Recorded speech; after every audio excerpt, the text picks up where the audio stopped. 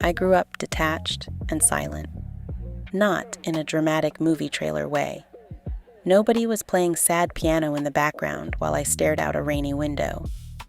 It was quieter than that, more ordinary, more invisible.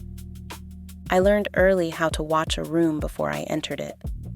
I learned how to stay quiet, how to adjust, how to not need too much, how to keep moving even when something in my body was whispering, "Something is off here." For a long time, I thought that was strength, and in some ways, it was. It helped me survive. It helped me pay attention. It helped me read people before they said the thing out loud. It helped me become adaptable. I started working young. I kept investing in myself. I became the first person in my family to earn a master's degree. I built a decade-plus career by being willing to move, learn, shift, and start over when I needed to. So for a while, I thought mobility would protect me. I really did. I thought if I stayed open, kept building, kept networking, kept doing good work, and kept finding the next opportunity, I could outrun the rooms that did not know what to do with me. And to be fair, moving did help. It helped my career grow. It gave me range. It taught me how different people communicate, how different workplaces breathe, how culture shows up in tiny little ways before anyone says the quiet part out loud. But being able to move did not stop me from being othered. That part took me longer to admit. Because when you are used to adapting, you can start blaming yourself for every room that feels hard to breathe in. You tell yourself, maybe I need to adjust my tone. Maybe I need to explain it better. Maybe I need to be more patient. Maybe I need to give it time. Maybe I need to understand the culture. Maybe I am missing something. Maybe I am too sensitive. Maybe if I just keep proving myself, eventually they will see it. Whew. That loop will wear you out. And sometimes, yes, you do need to learn the culture. I am not pretending every hard room is automatically against you. Sometimes you need more context. Sometimes you need to listen longer. Sometimes you need to stop assuming your way is the only way. But sometimes the culture is the problem. Sometimes the room is already closed before you get there.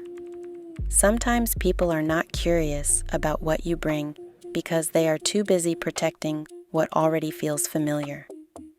Sometimes the person who saw your value leaves, and the whole room changes temperature. That is the part people do not always tell you about. Someone internal steps in. A new power center forms. The language shifts. The warmth thins out.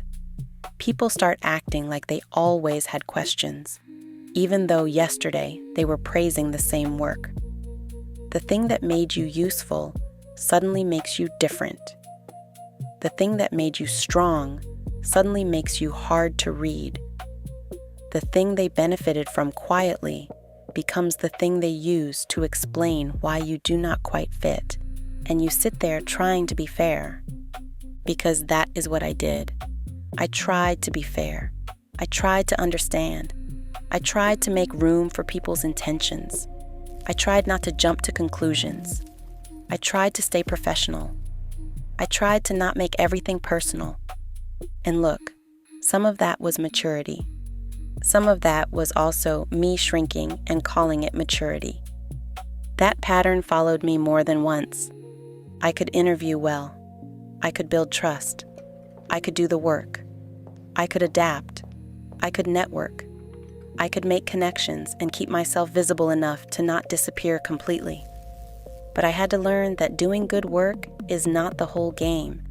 That lesson made me mad, because nobody tells you that part clearly enough. They tell you to work hard, be professional, stay positive, keep learning, build your skills, be flexible, take the opportunity, move if you have to, make the sacrifice. So I did. I did the things, and then I had to learn the part nobody puts in the brochure. You need emotional literacy. You need political literacy. You need behavioral history. You need to know how people act when they feel threatened. You need to know the difference between real support and temporary protection. You need to know when you are adapting and when you are shrinking. You need to know when the room is confused and when the room is making you confused on purpose. That last one took me a minute. Because when you have spent a long time being the quiet one, the useful one, the flexible one, the low-maintenance one, you can start treating confusion like an assignment. You think, okay, let me solve this. Let me explain better. Let me give more context. Let me make myself easier to understand. But sometimes confusion is not a misunderstanding. Sometimes confusion is a tool. Sometimes people benefit from you staying stuck in explanation mode. That is why I share what I share now. Not because I have a perfect, polished answer for every difficult environment. I do not. I learned a lot of this the messy way, the expensive way, the sitting up at 2 a.m.